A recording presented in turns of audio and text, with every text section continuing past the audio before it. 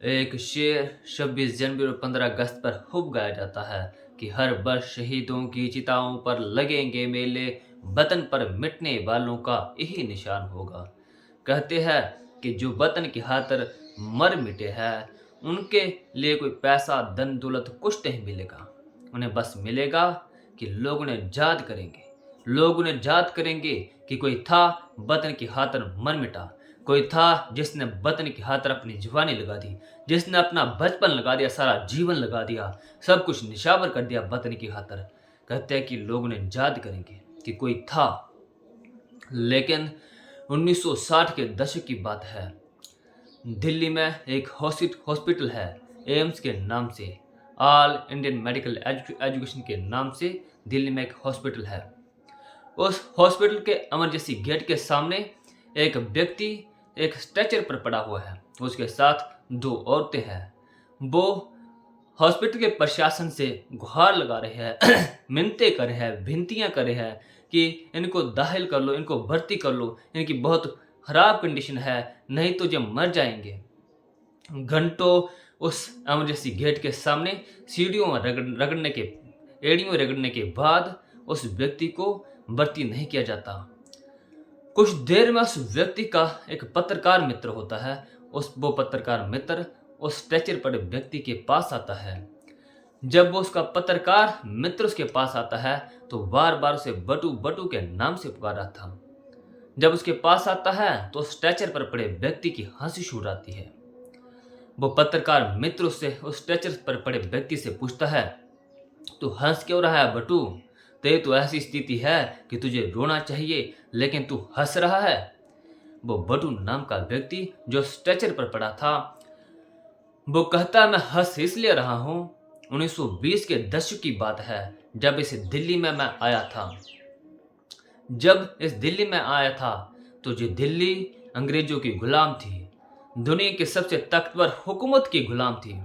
लेकिन जब इस दिल्ली में मैं आया था तो असेंबली में जब मैंने बम फेंका था तो मेरे नाम से ये दिल्ली कांप उठी थी। बटुकेश्वर के नाम से ये दिल्ली कांप उठी थी। बटुकेश्वर के नाम से दुनिया की सबसे ताकतवर हुकूमत कांप उठी थी। दिल्ली का पत्ता पत्ता बटुकेश्वर के नाम से कांप उठा था। सारी दुनिया बटुकेश्वर को जान चुकी थी।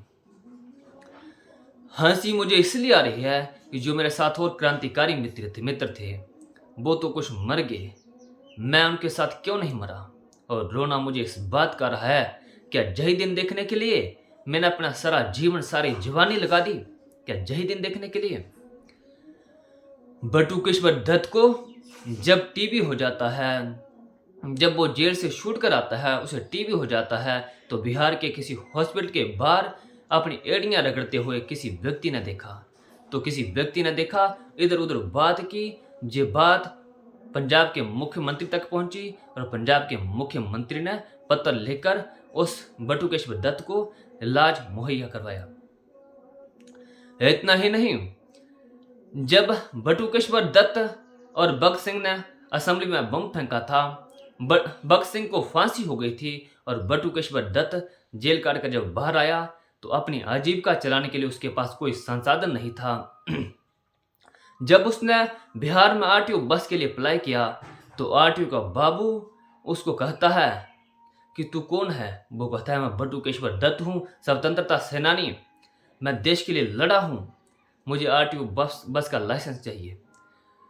वो आरटीओ का बाबू बटुकेश्वर दत्त को कहता है, तू पहले साबित कर कि तू बटुकेश्वर दत्त है, मैं कैसे मान लूं तू ही बटुकेश्वर दत्त है?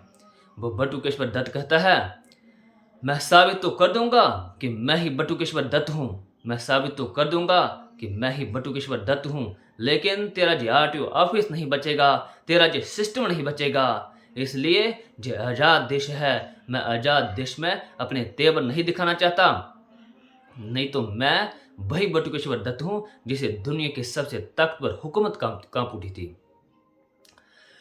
हम तो कहते हैं कि हम शहीदों की याद में मेले लगाएंगे, हम शहीदों को याद करेंगे, पूरा वतन उन्हें याद करेगा।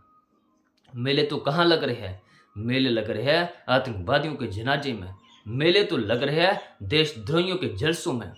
अरे हमारे देश की स्थिति तो यह है कि हमारे देश में क्रांतिकारियों को आतंकवादी तक कहा जाता है। He is the world terrorist.